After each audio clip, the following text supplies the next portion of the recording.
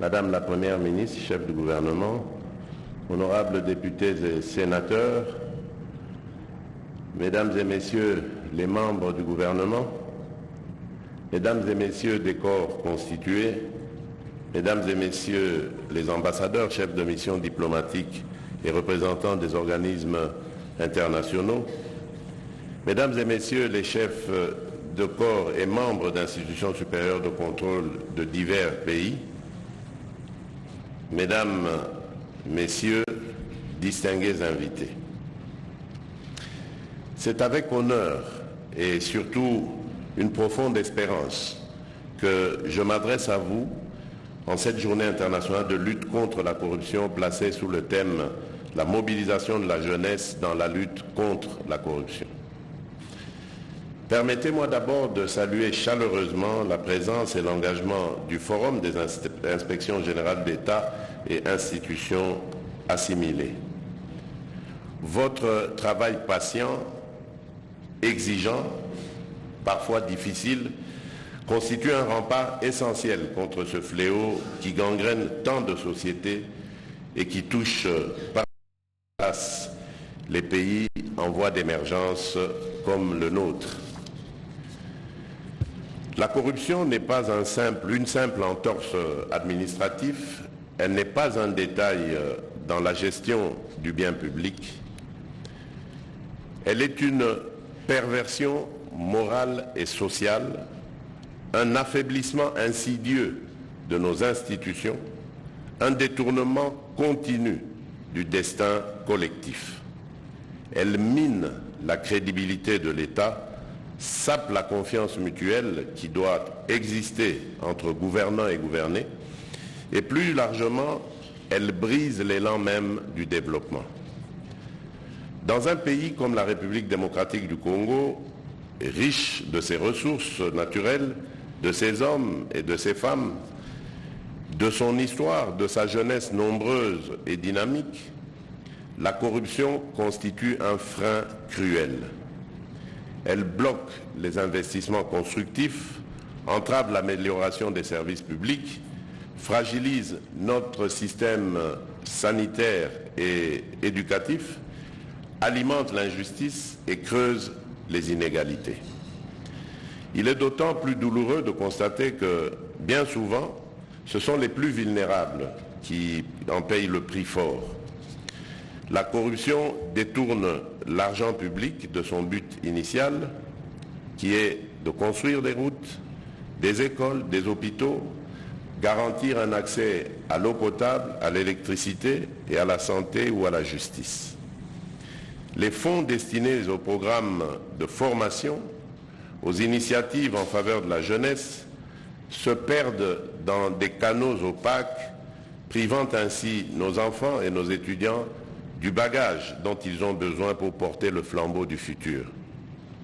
C'est ici que la thématique choisie pour cette journée prend tout son sens.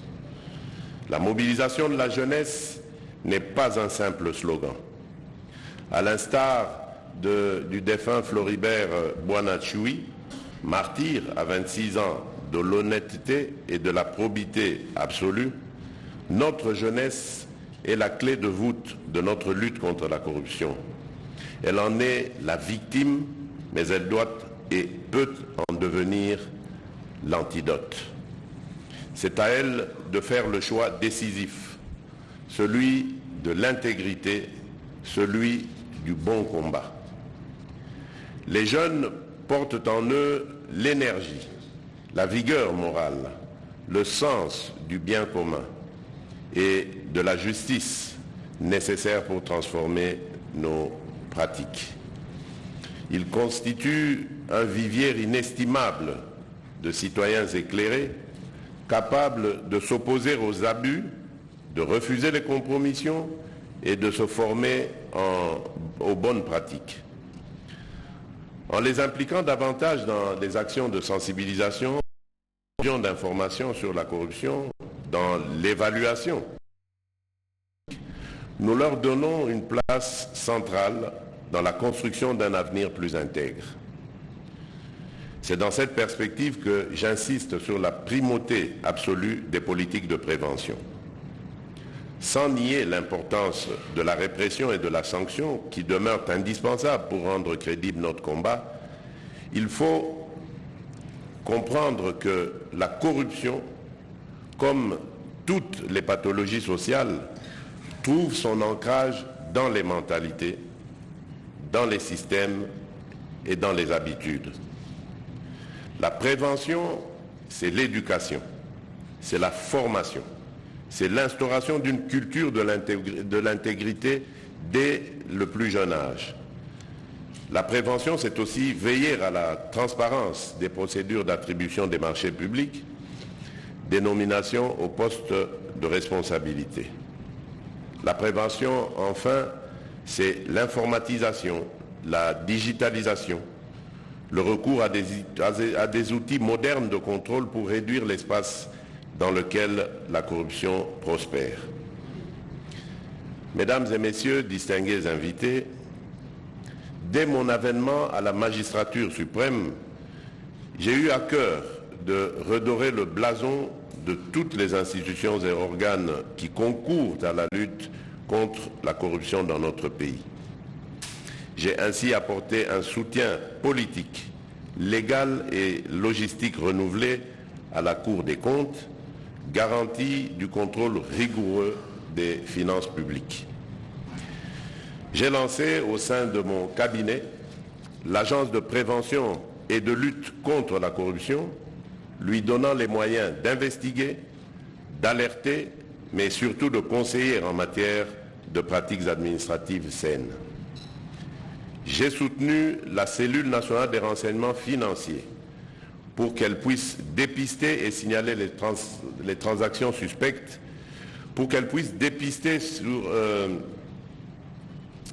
pour empêcher plutôt ainsi l'argent sale de circuler librement. Et j'ai appuyé l'inspection générale des finances, ce corps d'élite dont les enquêtes rigoureuses ont permis de récupérer des sommes importantes détournées au détriment de l'État. Je reconnais que des défis subsistent et que le chemin vers l'excellence est encore long.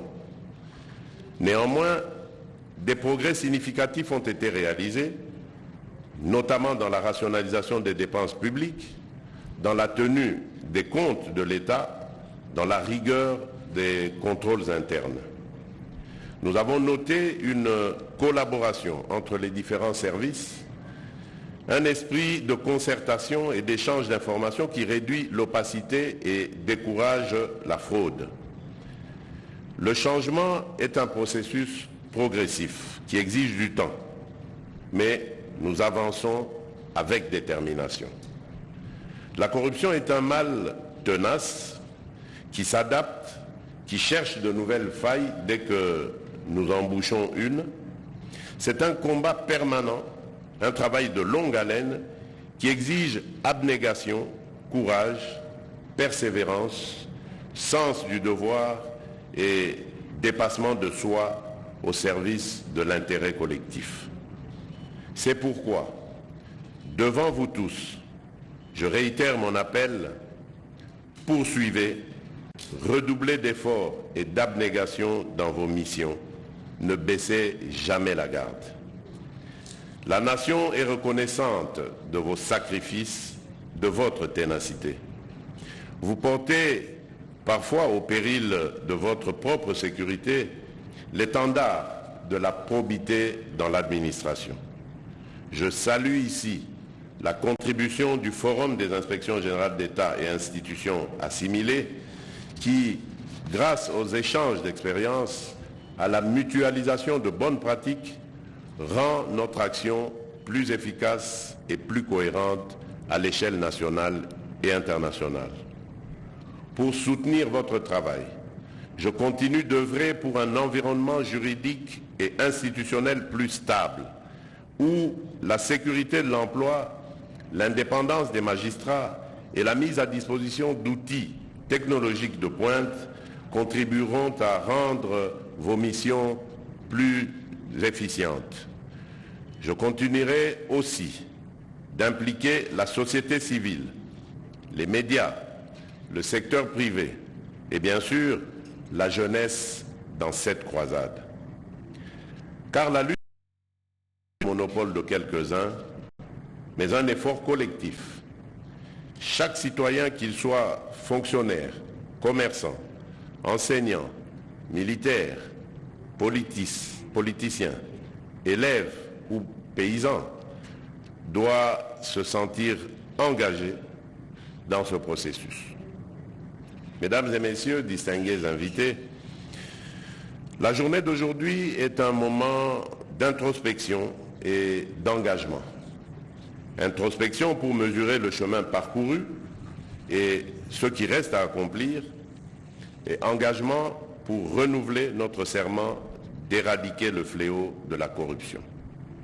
Notre pays est sur la voie de l'émergence et nous ne pourrons réaliser pleinement son potentiel sans mettre un terme à cette pratique funeste. C'est un grand défi, je le sais, mais c'est un défi à notre mesure, car notre peuple, et particulièrement notre peuple, a la force morale pour y parvenir. L'histoire de notre pays est marquée par des luttes acharnées pour la liberté et la dignité humaine. Relevons désormais ce combat économique contre la corruption afin de donner à la République démocratique du Congo la place qu'elle mérite parmi les nations résolument tournées vers l'avenir.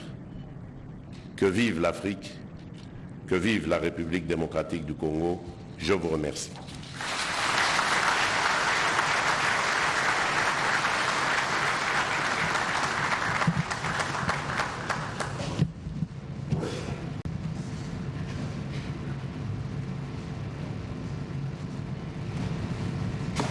Mesdames et messieurs, nous vous informons que les travaux du forum vont se poursuivre selon le programme établi.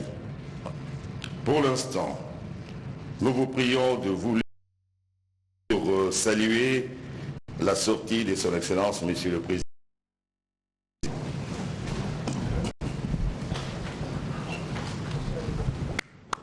Eh bien, jusqu'à Kousseba, c'est la fin de cette grande activité en marge de la Journée internationale de lutte contre la corruption, activité lancée par le président de la République, qui a tout dit en ce qui concerne la lutte contre la corruption. La République démocratique du Congo est résolument engagée dans cette lutte et tous les moyens ont été donnés aux structures étatiques pour faire en sorte que le pays puisse sortir de ces trous noirs.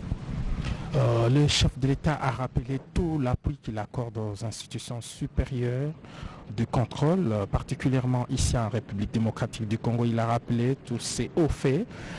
Il a donné... Honorable président de l'Assemblée nationale, honorable président du Sénat, Excellence, Madame la Première ministre, chef du gouvernement de la République démocratique du Congo, Excellences, Mesdames et Messieurs les membres du gouvernement, Messieurs les secrétaires exécutifs du Forum des États, des inspections générales d'État et des inspections générales des finances d'Afrique et inspecteur général d'État de la République de Djibouti, Mesdames et Messieurs les chefs de délégation des institutions de contrôle des pays africains ici présents, distingués invités à vos titres et qualités respectifs.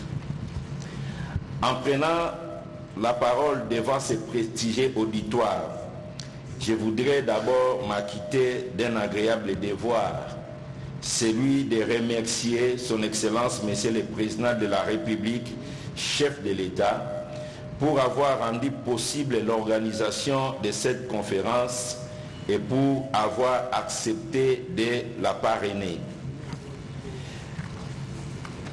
Sans son appui, l'inspection générale des finances n'aurait pas pu nous rendre à ce jour pour pour célébrer la journée internationale de la lutte contre la corruption sous le thème « Mobiliser la jeunesse africaine dans la lutte contre la corruption pour des lendemains meilleurs ».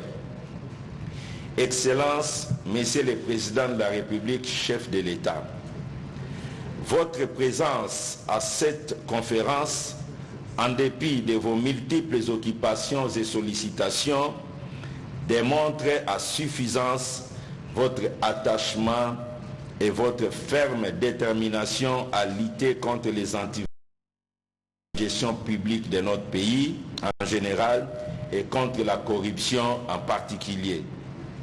Pour cela, j'ai pris l'assistance de bien vouloir les manifester par des applaudissements.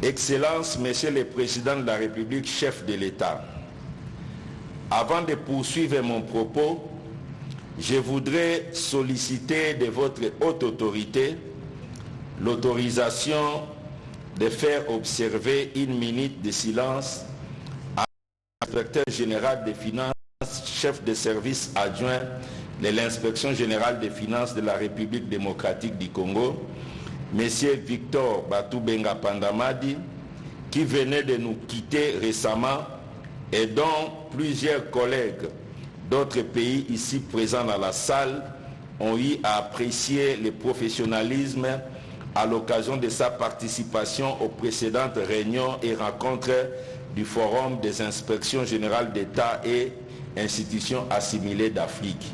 Si je peux avoir votre autorisation. Merci.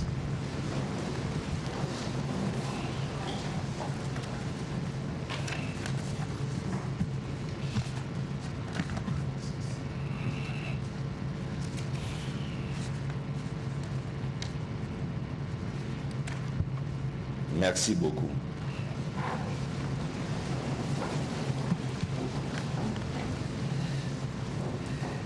Mesdames et Messieurs les chefs de délégation des institutions supérieures de contrôle des pays d'Afrique ici présents, distingués invités, la République démocratique du Congo, à travers l'inspection générale des finances, a le réel plaisir de vous accueillir à Kinshasa pour cette conférence panafricaine qui réunit les institutions supérieures de contrôle de l'ordre administratif et en profite pour vous remercier pour les choix portés sur elle au mois d'octobre 2024 à Luanda, en Angola, afin d'assumer la vice-présidence de notre organisation à côté de la République sœur d'Angola qui en assume la présidence jusqu'en 2026.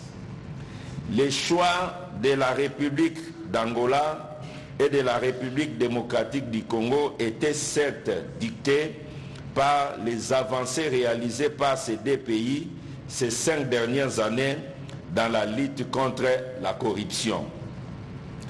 Mesdames et Messieurs les chefs de délégation distingués invités, depuis son accession à la magistrature suprême de notre pays, Son Excellence, Monsieur le Président de la République, chef de l'État de la RDC, ne cesse de s'employer pour améliorer la gouvernance publique dans notre pays.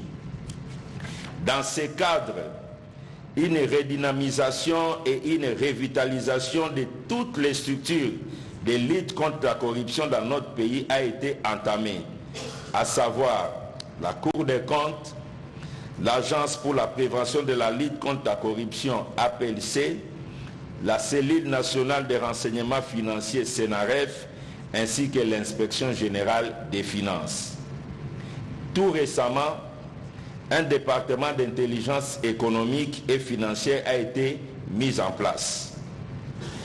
Pour répondre aux attentes de son Excellence, Monsieur le Président de la République, chef de l'État, l'inspection générale des finances de la RDC a décidé de s'investir dans une méthode préventive de la lutte contre la corruption et de la mauvaise gouvernance en mettant en place les contrôles a priori mis en œuvre sous d'autres cieux à travers les visas préalables de toute dépense publique.